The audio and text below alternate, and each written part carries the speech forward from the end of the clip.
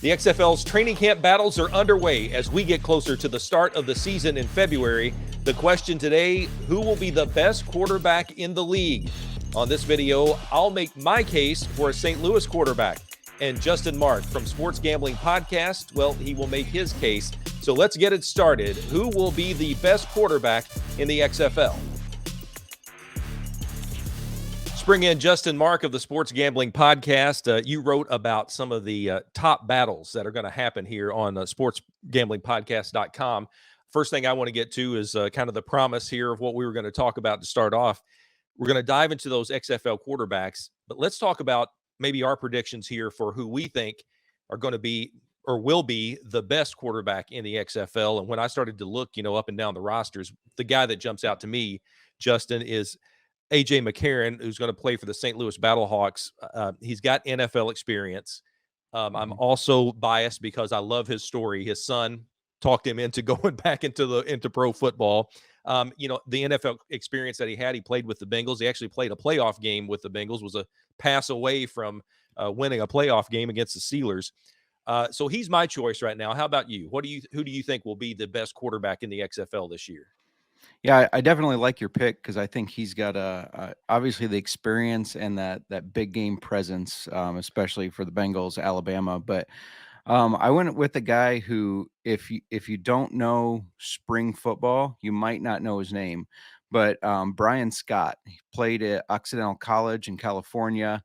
And then he's just kind of been a spring football legend since then. Played in the TSL in 2018 and was the TSL MVP then. In 2020, he played in the TCL again, TSL, sorry, with the Generals, went 4-0, was the MVP. Only TSL quarterback to throw for 1,000 yards and 10 touchdowns in a season. He was the 2020 MVP of the spring football championship that year. And then he got his start last year in 2022 in the USFL, but was injured during that third game. Prior to that injury, he led the league in passing yards, completion percentage, and even in just playing those 3 games, he finished 8th in passing touchdowns, 3rd in pass percentage. He's just a guy that when I watch him, he's got everything you need to be your star quarterback, to run your team. I mean, you could see that everybody reacts to him positively. All the guys know him. They like him. He's got that character. He's got mobility, leadership, and a very, very good arm, accurate arm. So he's my pick to kind of the guy that if you haven't watched spring football, you don't know him, but he's going to kind of ascend and kind of take the league by storm. And I know they've really been kind of pushing him via social media. We've seen some so far in training camp right now in practices and he does look good. You're right. That is a guy who, if you don't know spring football, as you said, Justin, he is a guy who has been so good in these leagues. And I think, we'll probably get a chance here, hopefully, maybe moving up a step to the NFL. I think another couple of quarterbacks that I had, if I had some honorable mentions or runners up, would be Kyle Sloter, who was all USFL. Yep. With the Breakers. He did have some time in the Jags camp for about a month there, as a lot of the USFL quarterbacks did.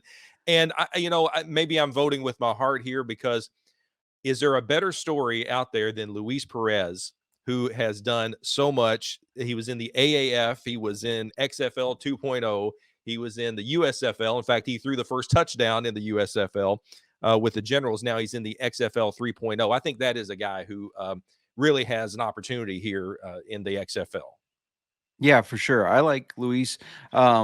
He'll be battling against Brian Scott. And, right. One of the things when you watch Luis Perez, I think he's, and I don't like this term, but he's a really good game manager, right? Right. He moves the ball well, but he also kind of, I think when you fall behind, he lacks some of that, mobility to get out of the pocket and move the ball down the field quickly. And that's kind of why for the Vipers, I give the nod to Brian Scott. I think he's going to run Rod Woodson's offense very well there.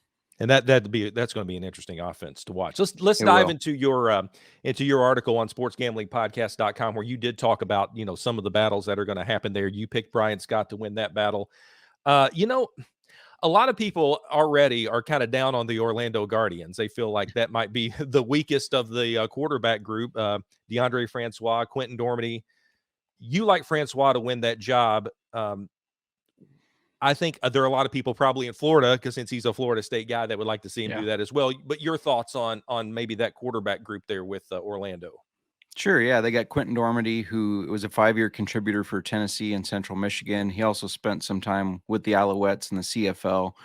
And then they got Mitch Kidd, who not a well-known name either, played at Redlands. I think he's more of a developmental guy, but he was the 2022 fan-controlled football MVP, and the offensive player of the year there. But I think DeAndre Francois might have a bit of a chip on his shoulder. He started at Florida State. He took over the starting job in 2016. He's injured in 2017 and then removed from the program due to an off-field issue, transferred to Hampton. He's played in the FCF and the TSL some. His story kind of reminds me of DeAndre Johnson from USFL last year. Kind of the same thing. Played for Florida State, off-field Right. issue, removed, but found some success. Very different style of quarterback, though, where Johnson's a run-first quarterback almost. Francois is a pure pocket passer. And we've seen guys with this kind of get this second chance, right? Cavante Turpin stands out. I know we're talking about Right. quarterbacks, but he at TCU was kicked from the team due to an Yeah. off-field issue, gets his second chance and is flourishing, obviously. And I really could see Francois being that next guy that he gets this chance at the bigger level, plays with that chip on his shoulder, and just really flourishes. Yeah, Turpin, a USFL MVP, and now he's a Pro Bowler. I mean, what Yeah, what a yeah, year he had, that's for sure. absolutely. You and I agree with Houston Roughnecks because Brandon Silvers is a guy there that I think is going to Yeah. win that race. He has all kinds of experience, but Cole McDonald is there and might be able to give him a run for his money. Battle. And in 2020, when the Expo was around, we had some split quarterback rooms where both of them got time, and this could be one where they both get the opportunity to prove themselves. And these are all cheat notes I'm taking from your article, by the way, which is on sportsgamblingpodcast.com. It was, and it's really good because you really dive not only just into the quarterbacks, but a lot of the training camp races that are going on right now and battles. And I will have a link of that in my description. Talk about the San Antonio Brahmas here. Finally, you point out they got Jawan Pass, Anthony Russo that were assigned to the team. Pass played at Louisville, then went on to Prairie View. I think Mhm. your assessment is right in your article that he needs some more development. I don't know that he is a starting quarterback, on this level yet. You like Jack Cohn though. Notre Dame kid went 11-2 there. You think that, and he's had some NFL opportunity. You think this is the opportunity for him this time?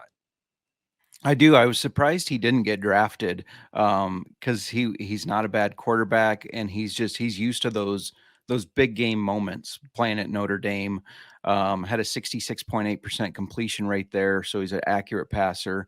And went undrafted, spent a little time with the Colts, but he's definitely a guy I think will kind of take the reins on this because he has more experience. I like Reed Sinnett too, but that's a little bias. He was born in Iowa, and I live in Iowa. Didn't play for Iowa, but he was born here, so I'll hang on to that a little bit. All right. But Well, yeah, I I will. think Yeah. Go ahead. I think. Oh, I was just gonna say, yeah, I Yeah. think Jack Cohn, he's got the Yeah. the experience that'll win out of it, initially, anyways. Yep, I think you're right about that. Well, as I said, all these kind of cheat notes came from your article on sportsgamblingpodcast.com. His name is Justin Mark. You can follow him on Twitter at jmarkfootball. And there's some other places I guess people can find you. Tell us about it.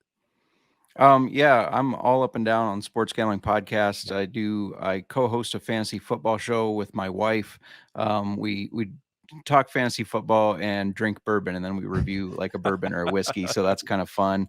And then coming Wednesday, we'll have most of the Sports Gambling Podcast are gambling related. So coming Wednesday, I'll be starting co-hosting the XFL Gambling Podcast. So we'll be breaking down every team, every game, and kind of everything behind that. So that'll be fun too. Very cool. Well, I appreciate you joining me here. I think it is going to be fun and to watch these quarterback battles and all the position battles go on as training camp moves on and we finally get closer to kickoff. Thank you, Justin. Absolutely. Thank you.